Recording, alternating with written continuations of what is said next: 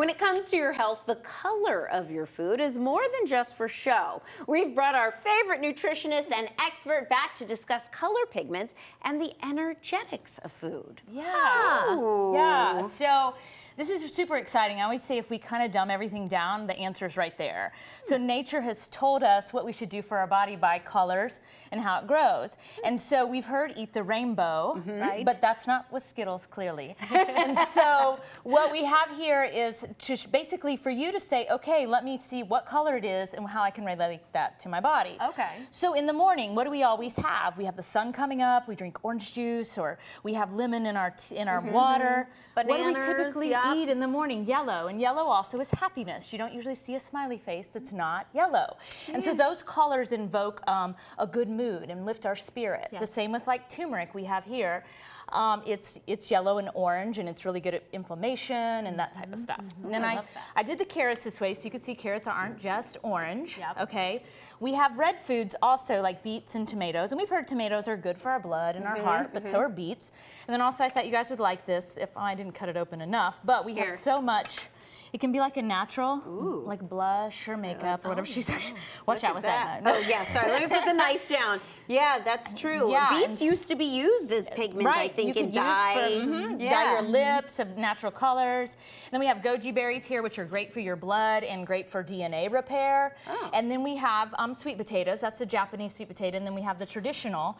But anytime you're looking at like potatoes, not to knock on white potatoes, but the more pigment of color, the more nutrition you get. Okay. So a white potato is not as nutritious as like a sweet potato. Okay. And then of course we have greens. Yes.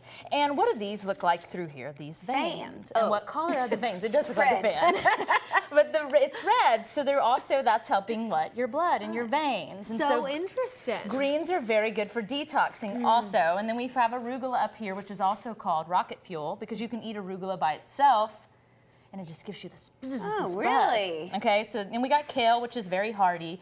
And then when we talked about how they grow, root vegetables grow in the ground, and they're grounding. Right. Okay, and so that can help you, like before you're going in for an interview, we wouldn't want to have like coffee and things that are jolting, right? We want to eat deep, heavier stuff, like meats and grounding foods.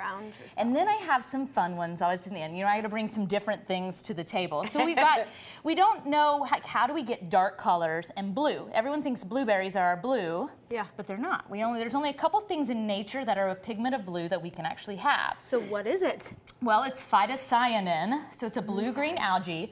I put it in a coconut, but see how beautiful that is, and that's going to be a cellular repair. That's going to be a very deep DNA stem cell cellular repair, and it's so beautiful. But I put it in this coconut here, so you can kind of just. Can I try it? Of course. How often would you have something? I mean, is that something like every day. Put a day? Really? Just put it in your smoothie.